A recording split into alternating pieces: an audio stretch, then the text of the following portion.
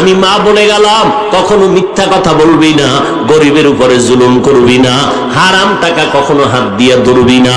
খানার সামনে এসপি সাহেব মায়ের কথা শুই না ওয়াদা করে ফেললো, আমি মরিয়া গেলে চাকরি গেল যাক, মা তোমার কথা আমি অমান্য করব না, মিথ্যা বলবো না, গরিবের উপরে জুলুম করব না, হারাম টাকা হাত দিয়া ধরবো না।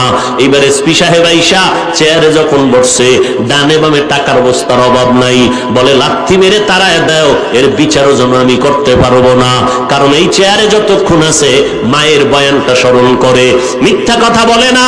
এ ভাই, এই জমিনে তাকাইয়া দেখো, যত ভালো ভালো ভালো ভালো সন্তান বলো, সব মায়ের অবদান।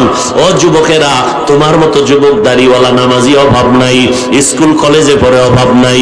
ও পর্দার আড়ালের যুবতী বোনেরা, আপনার মতো কত বোন স্কুল কলেজে পড়ে, পর্দা করে, 5 বেলার নামাজ পড়ে, মায়ের খেদমত করে, মোবাইল নিয়ে অযথা কাউকে ডিস্টার্ব করে না, সময় নষ্ট করে না।